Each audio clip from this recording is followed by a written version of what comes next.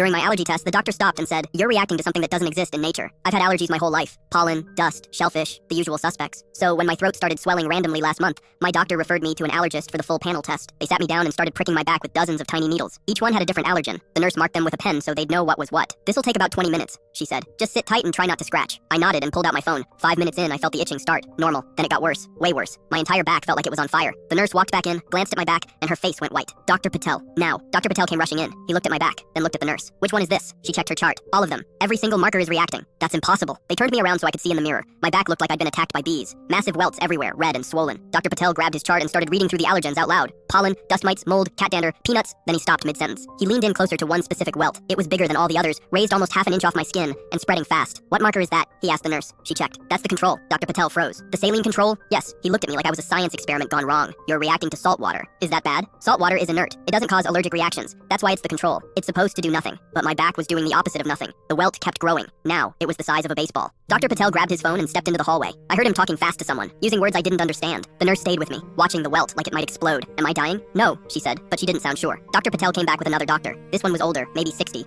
with glasses and a serious face. "I'm Dr. Brennan. I specialize in rare immunological conditions." He looked at my back. "When did this start?" "A month ago. Random swelling. Throat, hands, face, no pattern. Any new medications? New foods? Environmental changes? Nothing. I even switched to hypoallergenic everything." Dr. Brennan pulled out a pen light and examined the welt closely. Then he did something weird. He scraped a tiny bit of fluid off the surface and put it on a glass slide. "I need to run this under a microscope." He left. Dr. Patel stayed, monitoring my vitals. The welt kept growing. Now it was the size of a grapefruit, and I could feel my skin stretching. "Should we give her an EpiPen?" the nurse asked. "Not yet. Let's see what Brennan finds first." 15 minutes later, Dr. Brennan came back. His face was completely blank. "You're reacting to something that doesn't exist in nature." I blinked. "What does that mean?" "The fluid from your reaction contains antibodies attacking a synthetic compound. Something man-made." "Like what? Plastic? Chemicals?" "No, this is different." He paused. "It's a polymer structure I've only seen once before, in a classified medical trial from 8 years ago." My stomach dropped. "Classified?" Dr. Brennan sat down. "Have you ever participated in any medical studies, clinical trials, experimental treatments?" "No, never." "What about your parents? Were you born in a hospital or—" "Wait," I stopped him. "My mom did a fertility study when she was trying to get pregnant. She mentioned it once when I was a kid. Said they paid her $5,000 to try some new treatment." Dr. Brennan's face changed. "What year?" I did the math. "About 26 years ago." He stood up immediately. "I need to make a call." He walked out again, and this time he was gone for almost an hour. When he came back, there were 2 other people with him. They weren't doctors. They were wearing suits and had federal badges clipped to their belts. "Miss Lawson," one of them said, "we need to ask you some questions." They took me to a private room, told me the fertility study my mom participated in wasn't legal, that the compound they used was experimental and never approved by the FDA, that the trial was shut down after 3 participants developed severe complications. "The compound was designed to enhance embryonic development," the agent explained, "but it bonded to the subject's DNA permanently." "You're saying I was genetically modified before I was born?" "In simple terms, yes." I sat there trying to process that. "So what happens now?" "We monitor you. The compound is unstable. Your immune system is finally recognizing it as foreign, which is why you're reacting now. Can you fix it?" They looked at each other. "We're going to try." That was 6 weeks ago.